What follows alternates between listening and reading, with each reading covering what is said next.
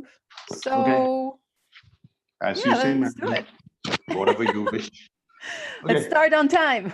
Okay, guys. First things first. Whoever is putting up stuff on the chat box, please, let us know where you are from, and also please do address all panelists and attendees. Sometimes people tend to address just the panelists, and so the rest of the people do not really get the message. So, and unfortunately, the default on Zoom, I think, happens to be all panelists. So you need to go there and change all panelists and attendees. Okay, before we get into the subject and I introduce the relevance of it and why we have chosen this today, if there is anybody out there who has some experience of actually having trained in Barrett, both Dharmesh and I have used Barrett, knowledge of Barrett, worked with people who have done Barrett, but we have not formally trained in Barrett. So any of you who out there has been trained or certified in Barrett, please let us know, and whether you would like to come into the panel. We would very much like you, if you have a certification or being trained, so you can bring a completely different perspective to what we're going to discuss today. Okay, so let me go into the reason why we selected this. And once again, like in a couple of sessions before, both in Agile and Design, which were on the advanced webinar, and this is a colloquium that is not, it's not the advanced webinar.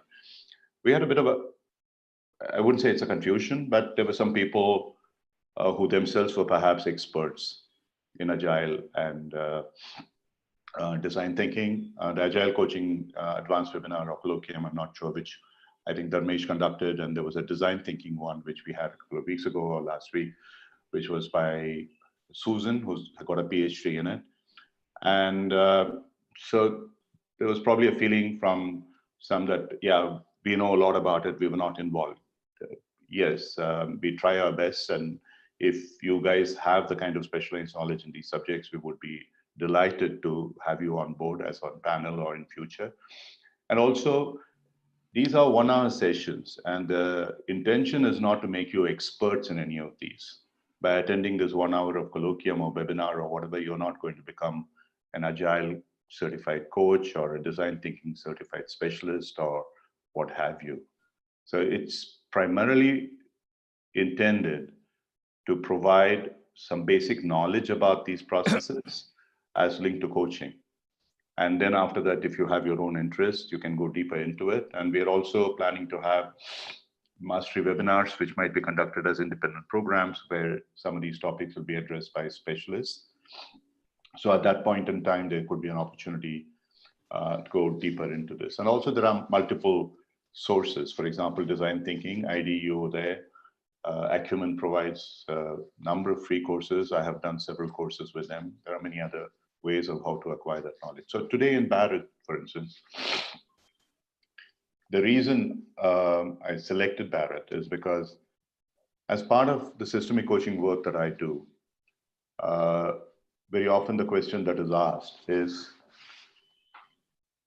what is the state of the organization? What is the cultural state of the organization? We will go into that question of what is culture and so on in a few minutes' time. Assuming that we have an answer to what is culture and how it is defined, there are certain measurement techniques, surveys, and so on, which evaluate this culture as seen by the individuals in the organization. Because the organization by itself doesn't have a face, it doesn't have an entity. So the members of that organization are the ones who sort of evaluate and define what the culture of that organization is. Based on which the state of the culture of the organization can be in some way evaluated. That the organization is a transparent organization, it's an openly communicative organization, or it's a closed organization, it's an authoritative organization, it's an empowering organization, and so on and so forth. One of the tools that I have come across, which is being used globally when I did some work with a couple of multinationals, was Barrett. It is universally respected as a very credible and valid evaluation tool. And I found it extremely useful, though quite confusing. I had to learn a lot. I was not trained in it, but people who had used it for several years guided me, and uh, and the results we obtained were pretty fairly good. I'll explain it later as a case study after Dharmesh and Ashok talk about their systems as well. And later, after I had used it and tried it, perhaps it's pure serendipity, that I came across Ashok's Hume model. This was a couple of years ago. And that really sort of staggered me because he had developed it in India, and this model could be used for exactly the same purpose that I had worked with Barrett, though I had not done the initial work that was done by the multinational in Europe. And I found that there were major advantages of using Hume over Barrett in a way, at least from my perspective in systemic coaching. So I would share that with you as well. And Ashok would set a background to it. The interesting part is both these methodologies, tools, assessment techniques, surveys, whatever you name you want to give it, doesn't matter what. They are based on the same framework, and it's called the Graves model, the Graves model of consciousness. And the Graves model, for those of you who might be familiar, is based on Maslow's. Graves developed it as an alternative, as an improvement over Maslow's. In some ways it is, some ways it may not be. And Barrett adapted it, and it became the standard tool for it. Hume, in a different way, works with Graves' model.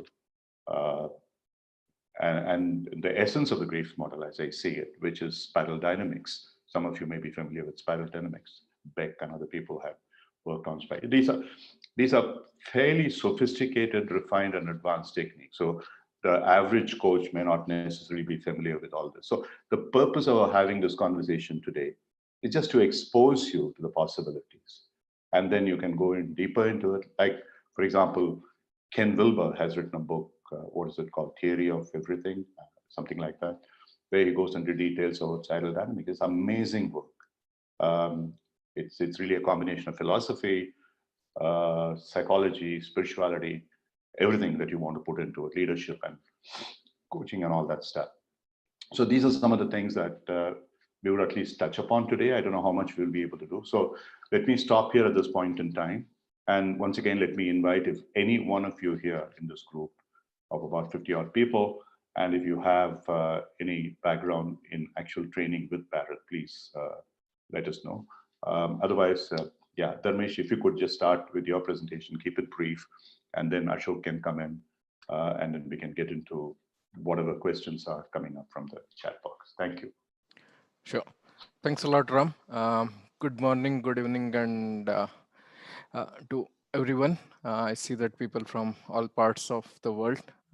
Glad to see that.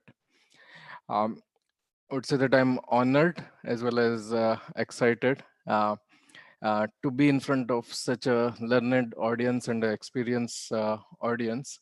So um, let's quickly go into this. What I would request everyone is in the chat window, if you can put down in terms of what is your meaning of organizational culture. I think that is something that would help.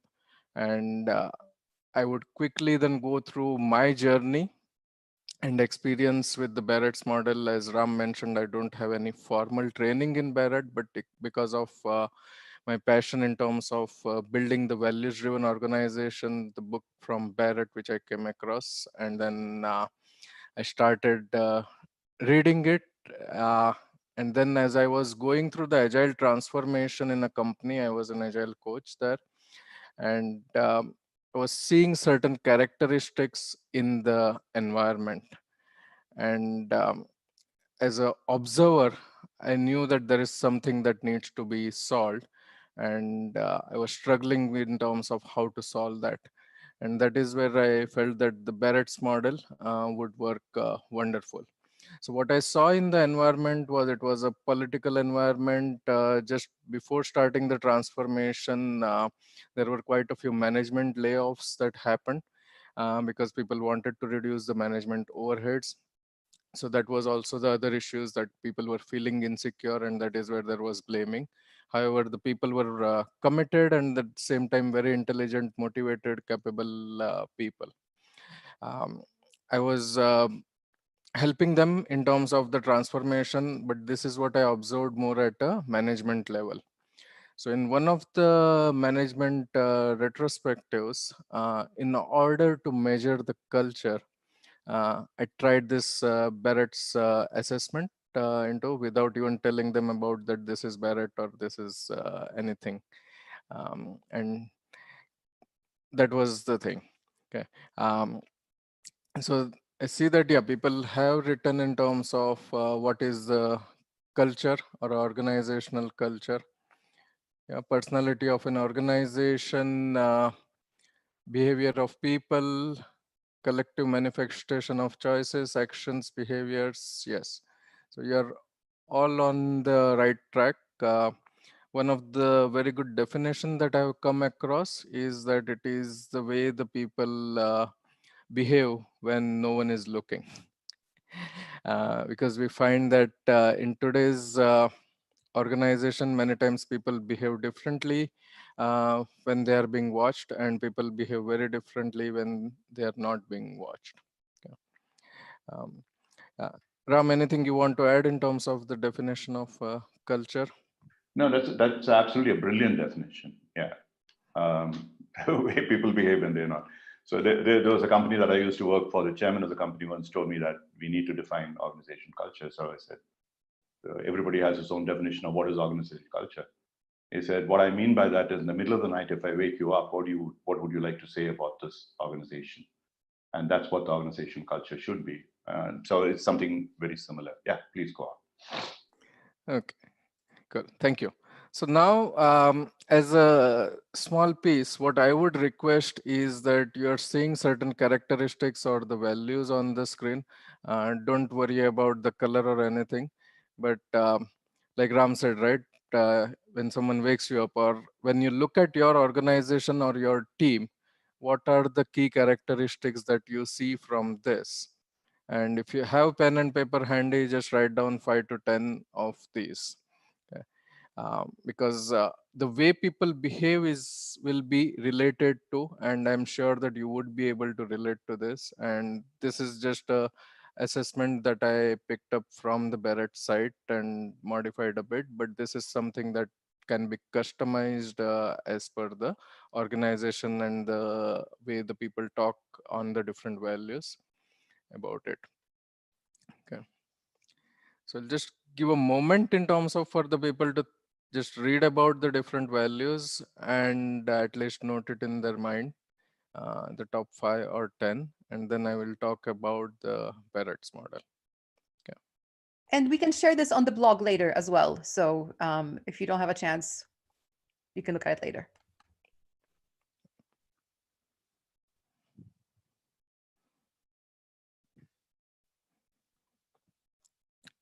So one thing you will also observe that you will see that there are some positive characteristics and there are some negative characteristics in this one.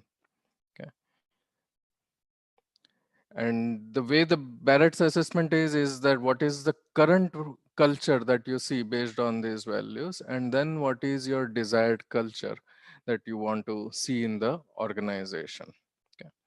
So if everyone is at Yeah, I mean, least has few values, yeah, yeah, go ahead, Ram. just to add to you, Damesh, and when I work with several organizations today, some of the stuff that pretty clearly comes up when we talk to the senior team, as it were, somewhere it is about silo mentalities, short-term focus.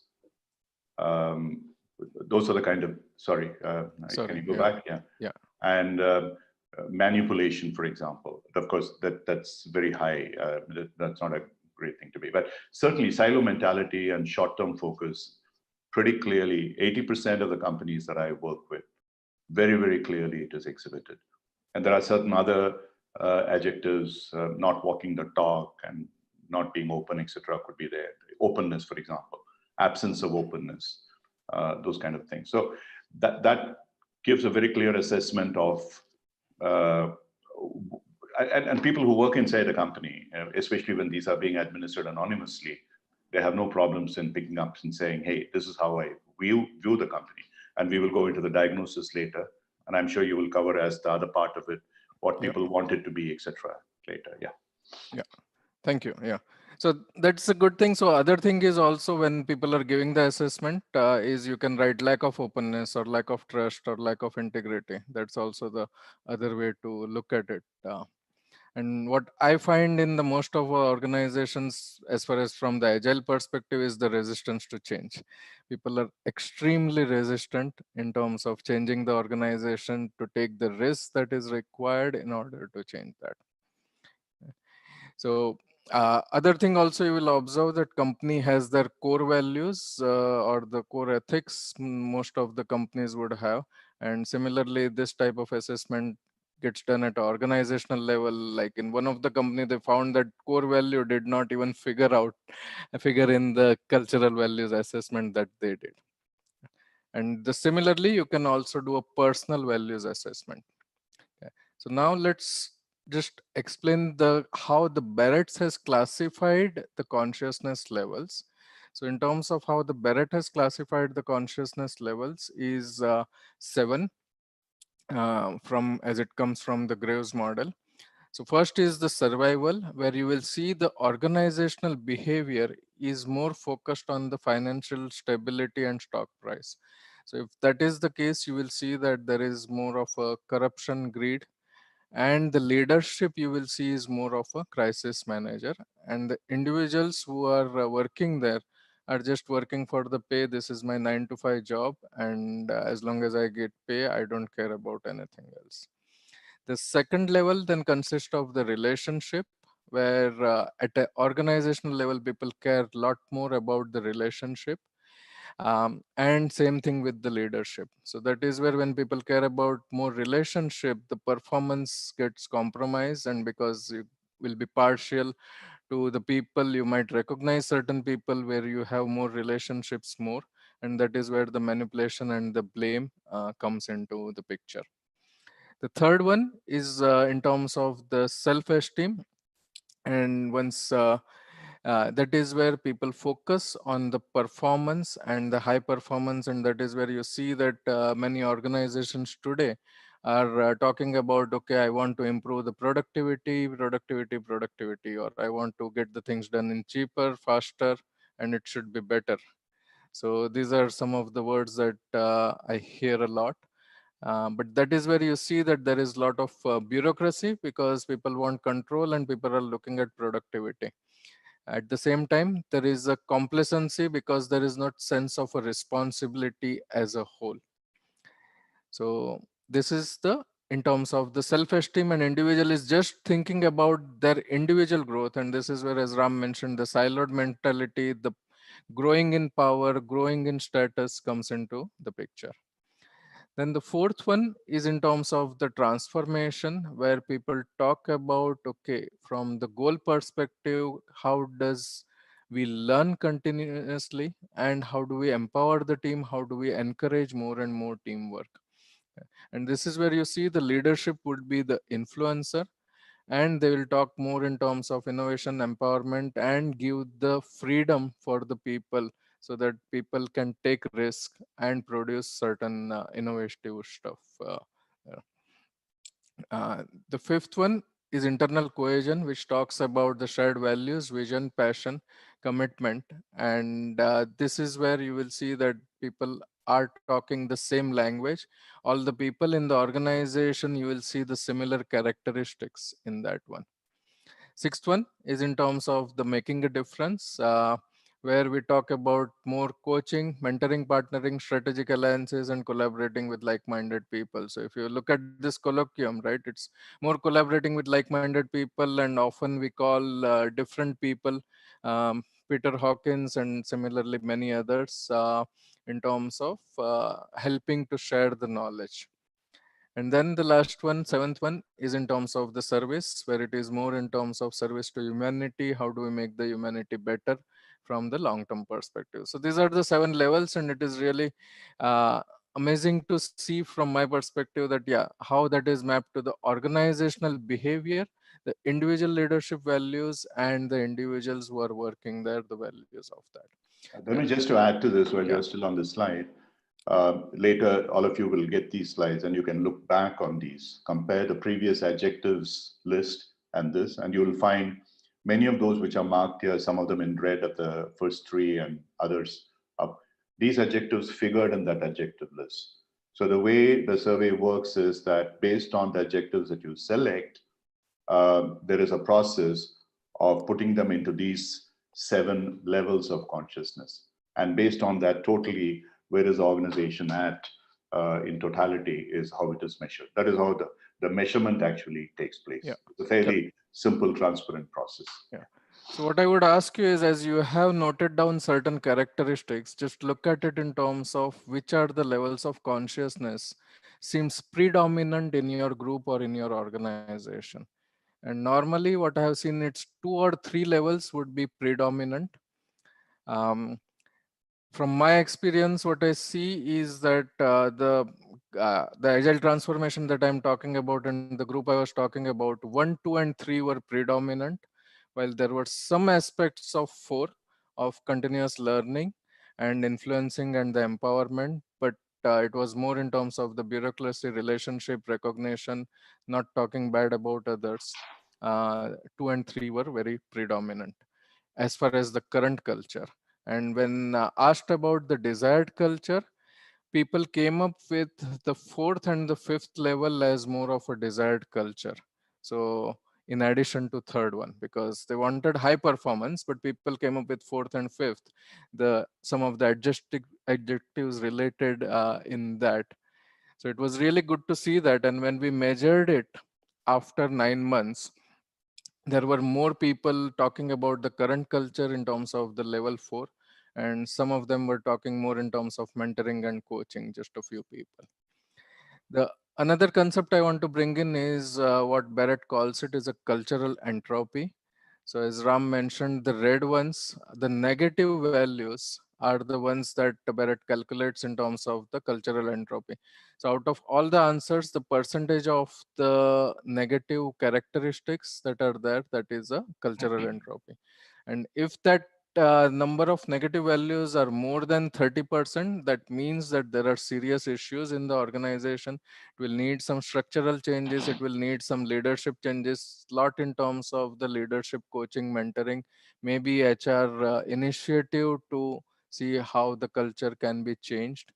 And these are that is where the coaching engagement, and I'm sure Ashok will talk about it in terms of his experience with organization in terms of the coaching engagement, that how you engage with the organization at a systemic level for the organizational culture transformation. So we'll stop here. If there are any questions on this one, Barrett, I will take it. Otherwise, I'll pass it on to Ashok for Hume's model. Let me just add a couple of Sure. comments. One is Prem has asked about, there's a lot of chat about values assessment. Is there a short list of the essential? No, it's deliberate. There are over 100 adjectives and people are allowed to choose what they wish from there. They choose about 10 to reflect what the organization current status is, and 10 in terms of the desired status, and another 10 about generally what they see around the world in their experience about how organizations are. Ashok will go into greater detail because he designed Hume in a similar way, how those things happen. And as already Dharmesh mentioned, most organizations, let's be very clear, I don't see really many organizations out in this world, in the corporate world, who are going to be high on 6 and 7. Very, very unlikely. They are all mostly likely to be in 3, 4, 5. And the 4 is really the tipping point where they move into high gear, as it were, in terms. So if an organization is really good at 4 and 5, with a little bit of 3, because there is a certain amount of focus on performance, etc., is required, that organization would pretty much be a successful, sustainable organization. In a very, very simplistic way, we can keep discussing the negatives of that. So I'll go into the deeper case study aspect of it later. But the most important contribution of the Barretts is really the concept of entropy, where especially looking at the number 1 and 2, survival relationship parameters, and 3 to some extent, those values which are highlighted in red, if they figure much more frequently, as you said, absolutely right, it's about 30% and above, then the organization is in serious trouble. An organization where these negatives are less than 10% is considered to be fairly successful. It's likely to be, if you were to use the Jim Collins kind of approach, the good to great, they will be the great companies. Maybe 10 to 20 will be sort of good ones, and anything about 20 is going to lead you into trouble. But we'll go into some other chat later. But Ashok, if you could just come in with the other slide of explaining the spiral dynamic model of Hume, as well as whatever else there is to explain about Hume. Difficult to explain Hume in a few minutes. Let me say that there okay. is... Yeah, so give a brief overview of Hume, and then I'll take it over from there, and then put it in perspective in terms of actual usage. Yeah. Let me say there are lots of parallels with Barrett. So let me focus on some of the differences, in terms of perhaps that would highlight what Hume is a little more clearly. So first thing is that in Hume, we don't talk so much of culture. We talk more of identity. That the basic premise here is that organizations are living systems, and over a period of time, they develop an identity of their own. And culture is such a term which has so many meanings. So by identity, we actually mean three things.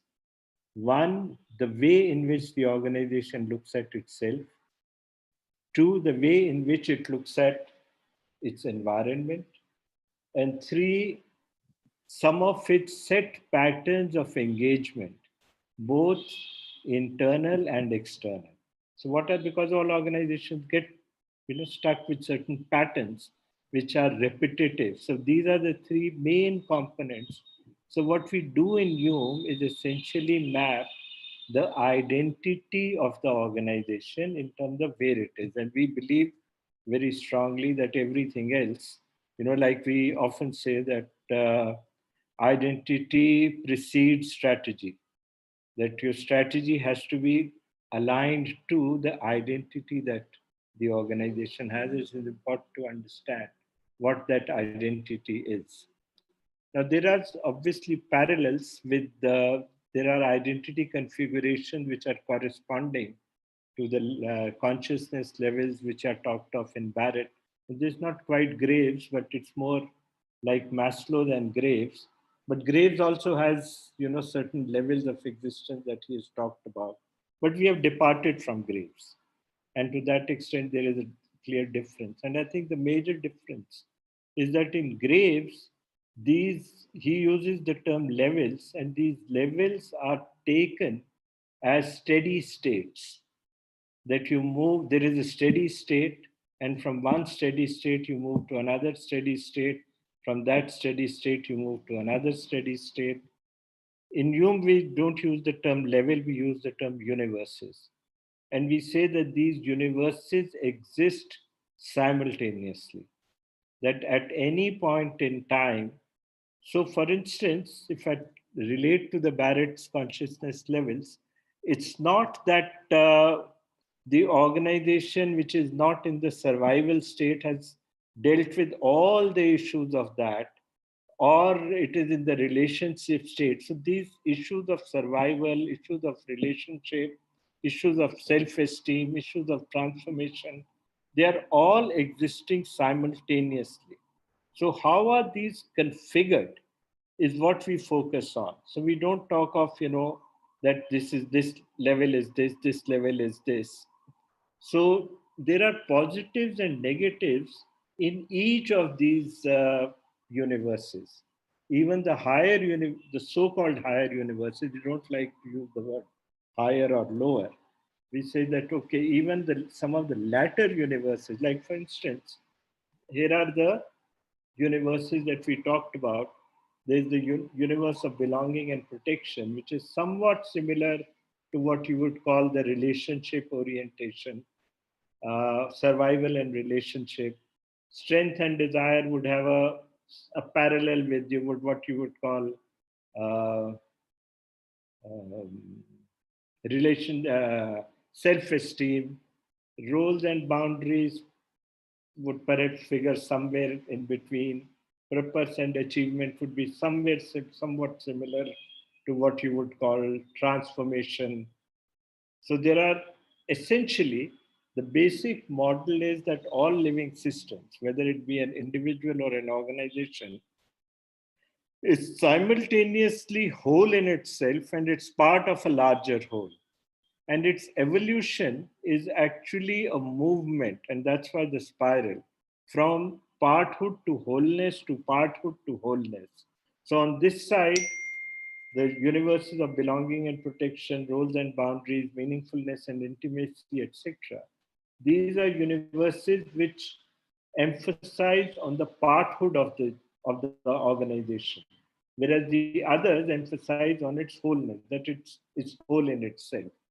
So essentially, through Hume, what you do is you map the current configuration and you look at what are its implications are. What are some of the ways in which what you use the word entropy, where it may have got stuck, and there is entropy not in just the lower universes but in high universes as well. How best it can deal, because we believe that each of these universes has something useful to tell us, something useful to contribute. Just as it has something useful to contribute, it has some pitfalls as well. So, how well is that universe configured in the individual or the organization is what is significant. And when it comes to things like coaching or working with the system, where it helps is because you're using the same framework, uh, like for understanding the individual and the organization, it becomes easy to relate. Like, for instance, the universe of belonging and protection, the organizational equivalent is clan. For universe of strength and desire, the organizational equivalent is arena. So each of these has a corresponding organizational equivalent. So you see to what extent, where is the identity of the individual, where is the identity of the organization, how are the two interfacing with each other, what are some of the functionalities of it, what are some of the dysfunctionalities of it. That's the way we work with you. I don't know, have I answered your question, Ram?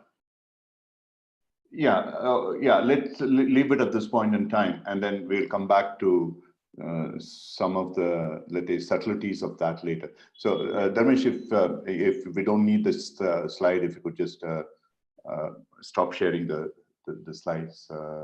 Yeah.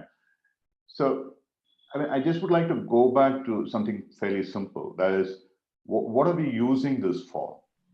I'm trying to exit full screen. Okay. The whole purpose of this exercise is to, many organizations tell me that, look, I want to have a culture of collaborative teams. My leadership team is not really a team. It's a group of people and who work purely for their own personal benefits most often, and get together when they need something from other people. They are fragmented, they are siloed. And this is pretty much 80% of what happens in most parts of the world with most companies. And I think people are very myopic if they don't really see that happening. And just like, for example, you use a psychometric test, for instance, Hogan or something, in order to be able to find out what the blind spots are, the derailers, or those kind of things. Or, for example, if you use a Johari's windows for personal assessment, what is that blind window which you don't know about but others see? And what a good consultant or a coach or a trainer from outside coming in there would be able to see and be able to tell you by watching the behavior of that company. And the company may not want to believe that. So these tests, be it Barrett, be it Hume, allow us to be able to pretty much show the mirror to those companies to say where you are at this point in time and define it specifically. So just to, and the question is maybe, so what? What if I know this is how way it is? Fortunately, I think that so what question is getting less and less in corporations today, because people are in such an amount of tension and pressure in terms of stakeholders and others in terms of behaving properly, be it harassment suits or not treating their stakeholders properly and so on and so forth. Everybody would like to at least make sure that their basic behavior, what Dharmesh and one of the things expressed as the core values or the ethics, are in conformance with at least the legal requirements prevalent in those countries. And the good news is that once you understand what the organizational cultural state is, and also where majority of the people really would like the organization to go, it is not that difficult to work towards moving that. It's very often just the behavior of about a dozen people on top, and of course, obviously the CEO, which very often sets the tone and the tune for the rest of the organization to follow. The top leader, if he is aggressive, abrasive, and whatever else the negativity criteria that you want to provide there, manipulative and so on and so forth, the entire organization then starts believing that's perfectly fine. Somebody asked about, Kathleen said, looks like this could refer to governments. Absolutely. Over a period of time, sad to say, and these are there in the Hindu scriptures actually, the way that the leader is, that is how the population is going to be. And that's what happens over a period of time. The whole culture deteriorates to that point, unless there are other safeguards in the system which shift it back into a better kind of a position. So I had worked with a company where this was done, and the chief executive initiated it. And the chief executive was, in many senses, was perceptive, wise, and really wanted to showcase what the heck was going on in the company. And then the entropy of that company was somewhere around about 27, 28, which was just a little lower than what would be called the disaster level, but sufficiently bad. And there was the initial level. I worked with many of there were 20 people at the top, leaders. I worked with them individually, talked to them, found out how did they interpret these values when they applied these, because the majority, I mean, they were part of the larger group which provided this information. How do you, in a sense, align with these results? Do you agree with that? And many of them actually did. Many of them, for some ways, were far more forceful about the negative state of the organization than even what came up. And then we had a couple of days of group sessions with those people, based on which they figured out what is the value system that they would like to go to based on some of the things that were put up there as a desired values. It was not much of it was pretty much a no-brainer, moving from a closed, non-communicative, dishonest kind of unclear communication to something more open. How do we do that? Those kind of things. At the end of the day, you do find that most of the people really want to do the good thing by everybody. They are not there to make a dishonest living. And they worked on it. They had open communication systems, all kinds of stuff, marketplaces and whatever, town hall meetings and so on and so forth. And in about 6 to 9 months, there was a very, very distinct improvement. Actually, 9 months later, when they did another dipstick, that was about, it had come down to entropy level, had come down to about 15. So it is possible. It's not as if it's all downward from this point that you've identified that something is going wrong. So in the hands of good leadership and in the hands of reasonably perceptive coaching approach, and especially if you apply a systemic coaching approach, it is possible to move from a negative state of cultural values, the entropic state, into a much more powerful kind of position to be in. And the other way that did help me as well, and this is where I want to go a little more detail in this with Ashok, is in one organization, and he's aware of this, I worked with him on this.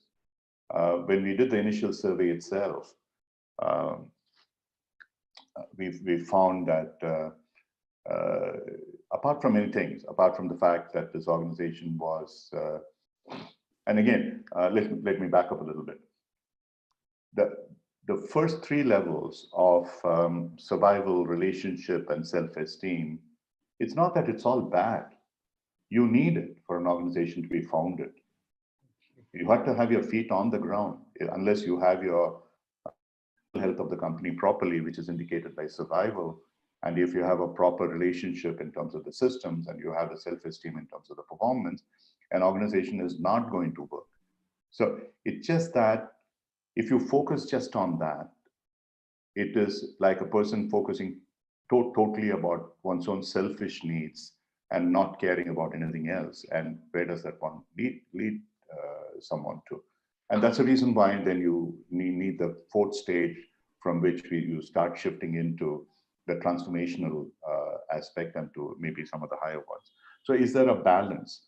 So in a sense, I don't know, I'm being very practical here, I'm very pragmatic, and I want some of you people, as you are seeing maybe looked at the slides or whatever, I would be much happier with an organization which is just at level 4 or 5, somewhere there, because that organization is likely to be very well balanced in terms of where it is, in terms of its idealism and in terms of its selfish needs and so on, and to be able to do that. It's like something like, for example, in MBTI, my own assessment of the thing is many of these profilers of MBTI would talk about personalities in the shape of some metaphors and so on and so forth. It makes no sense to me because they would classify a 15%, 51% J as a J and a 49% P as a J. And similarly, it makes no difference at all. If your scores in an MBTI, those of you who are familiar with MBTI, are between 40 and 60, it's really the best. You're situationally fantastic because you can move into either which way that you want. And you would be a phenomenally powerful leader, which is really what in later day measurements like Hogan, Luminger, Harrison's, and so on, you have the middle range of 30 to 70, which is considered to be excellent. If you're over 70 and if you're less than 30, you're going to have problems.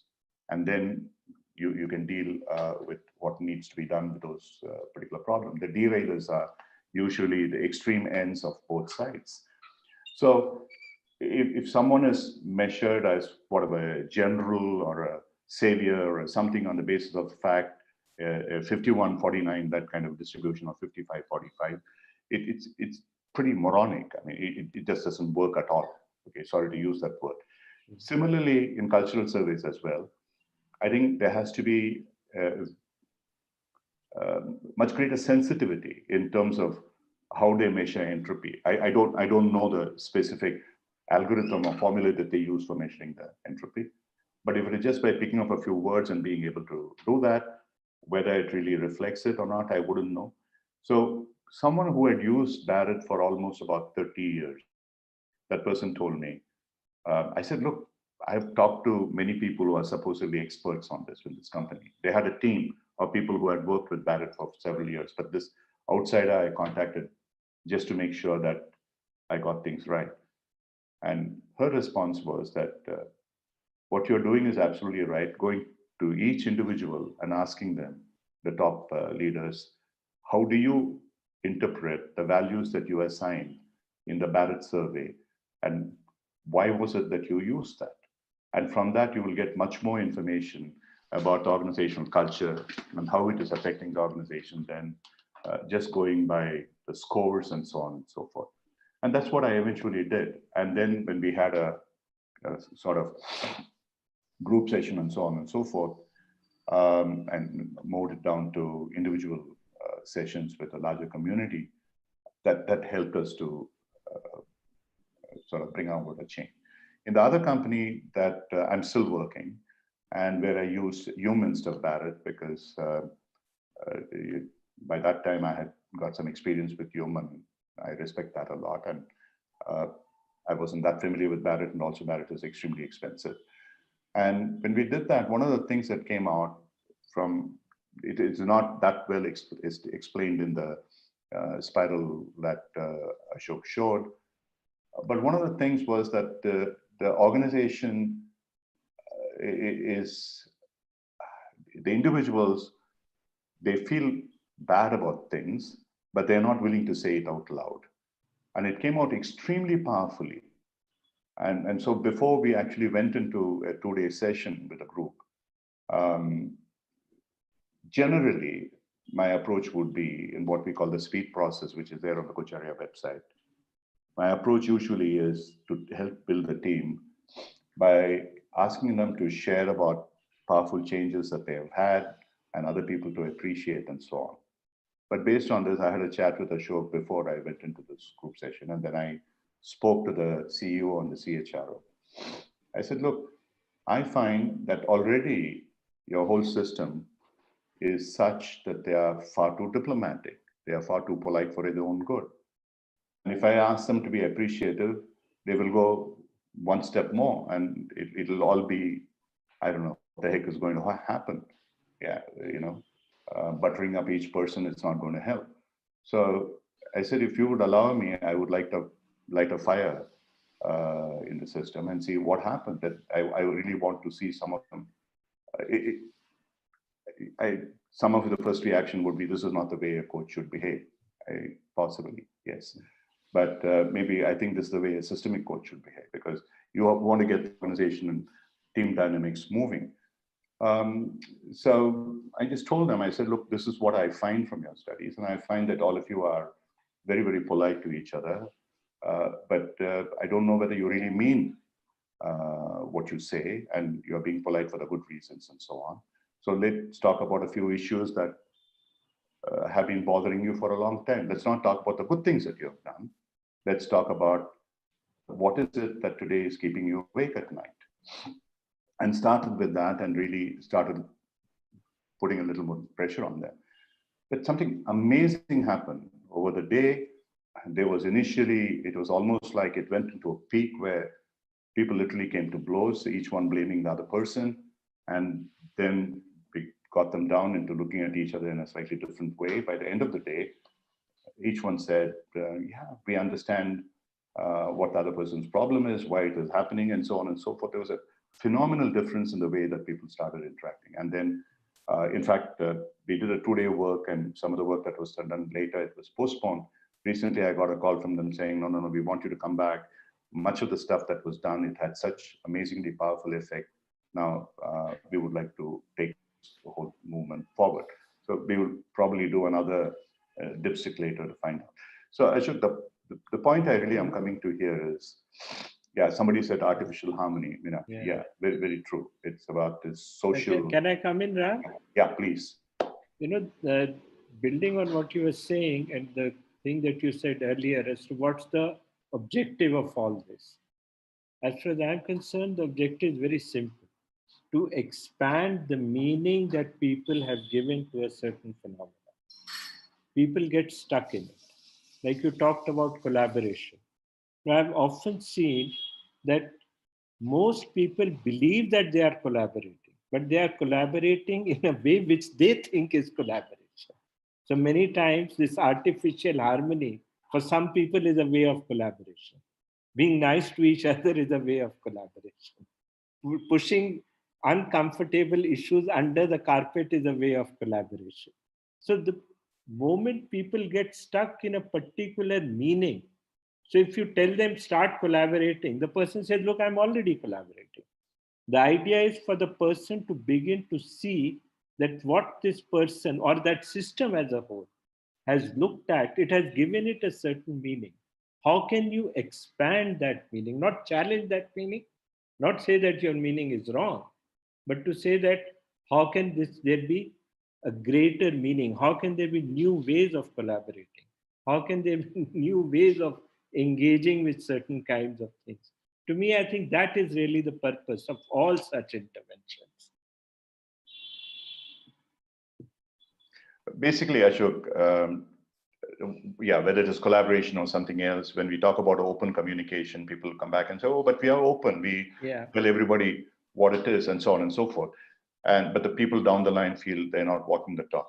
But the other important thing that I noticed is just the same way as I found that at any point in time in any organization, It is not that the organization is moving from one level to another level. Yes. It's impossible. But there are multiple levels are operating at different situations in different ways. It's almost like situational leadership. Here you have situational consciousness, etc. How are they configuring with each other? I think it's a mix. Yeah, that's important. Not that you at one level, you go from one level to absolutely. Which is where I found that the Jung model, in terms of that spiral dynamic part, which is really the original Graves' approach to it, rather than the pyramidal structure, far more. Would you like to say? I remember vaguely. I don't know exactly what you meant by that. You used to say that the left-hand side of it means something, the right-hand side of it means something, in that belonging and so on and so forth. What would that mean in terms of an organizational behavior? Well, one side is in terms of where you feel that you are whole in yourself, where the emphasis is on your wholeness. On the other side, the emphasis is on your parthood. So that, for instance, when you say that, what purpose is, let's say, when one uses a thing like SWOT analysis, then one is actually looking at the organization as whole in itself, which is looking at what the opportunities and threats of the environment are and how best to maximize them for yourself. Whereas when you talk of what you talked about, larger responsibility, you're looking at the organization not just as an entity, not just as an autonomous, atomized entity, but as an entity which is part of a larger whole. So on one side, emphasizes both are real. Whether it's in an individual or an organization, they are both part of a larger context and they are also whole in themselves. So one side represents the parthood, the other side represents the wholeness. So which side represents the wholeness? The right side? Yeah, the strength and desire, purpose and achievement, duality. That's the one where the emphasis is that you are autonomous, independent, whole in yourself. So if a particular company, you find that generally people are coming out much more to be in these universes, especially strength and desire and purpose and achievement. Strength and desire is pretty much about individual stars, summarize. Whereas a purpose and achievement actually might mean almost the opposite, that they are willing to sacrifice for the sake of another person, and they are collaborative and so on. So no, in the Jung terms, purpose and achievement doesn't mean that. Okay. In the Jung frame, it means willingness to forge mutually beneficial relationships. Okay. So there is a simultaneity of both collaboration and competition in purpose and achievement. Okay. So it has both. So the idea is that I am a node in the system. Yeah. So the organizational equivalent of UPA is network, where you say every individual is an autonomous node. Yeah. And this node relates to other nodes in ways which are mutually beneficial. So the emphasis is still on your own wholeness. Okay. Though you also recognize the existence of the other. So therefore, a company, an organization which is strong on these factors, strength and desire and purpose and achievement, they are more focused on the wholeness of the organization rather than the parts. So what does that mean in terms of its own either people engagement or task engagement? Well, some of the implications are that relationship with people would be of a more of contractual professional nature. Right? The emphasis will be in terms of what the individual brings to the table. Right? The individual will have a sense that will be preoccupied with the fear of obsolescence. That if I become obsolete, I'll be valued only so long as I have something to give. That I'm not valued as a human being. I'm only valued in terms of what I can offer. The organization's relationship with its, other partners, etc., will be essentially of a transactional nature. Okay, interesting. So if the organization is therefore more centered on the left side, which is the belonging, roles, boundaries, and meaningful and intimacy, Yeah, that means, in a sense, people might feel safer. that's right. Yes. That's very, very interesting. The Because in people many will, organizations, especially in tech space, I think Dharmesh should be able to confirm that by the time they reach 40, people.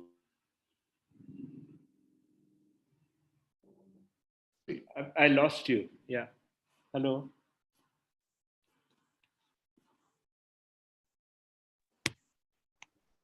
Magda, I think we are not able to Yeah, hear you. Ram, Ram, can Yeah, you hear us? I think your headphones unplugged or something, because you're not muted, but and we we can't Can you hear hear me anything you're now? saying.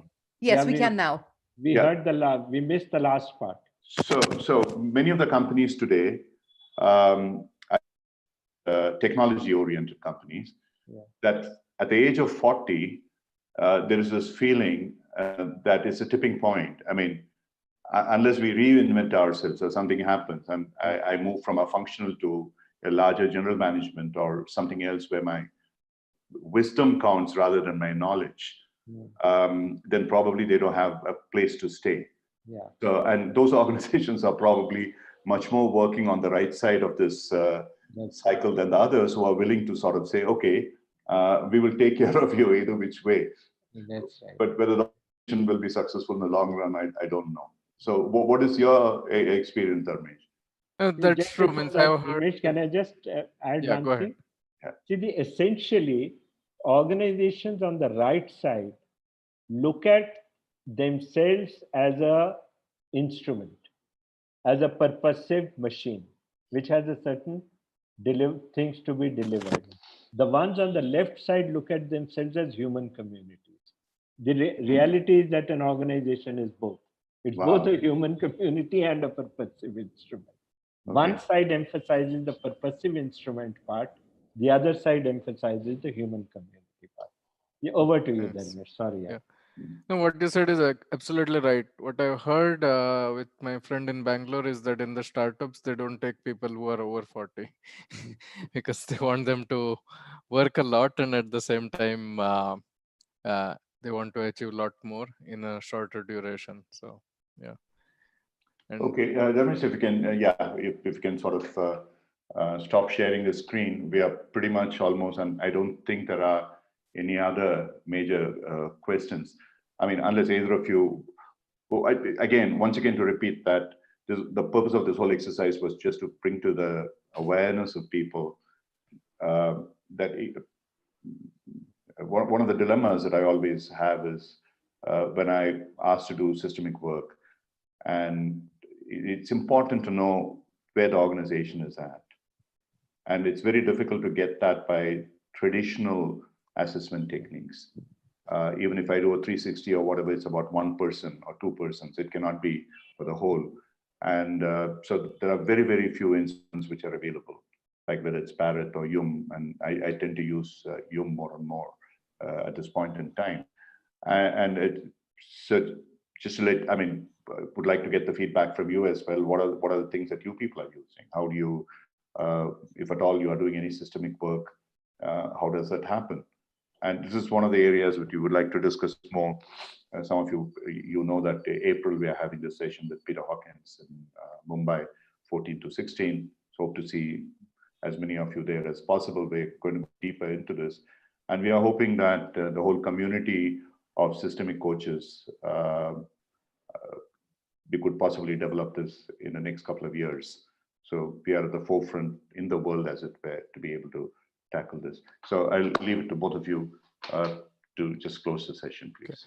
so just one thing I would say is, again, as a systemic coach, sometimes the exact same skills as an individual coach may or may not apply. You need to modify it, because when you are working with the group and the group dynamics, it's really important if you know their personal values and at least you have some rapport.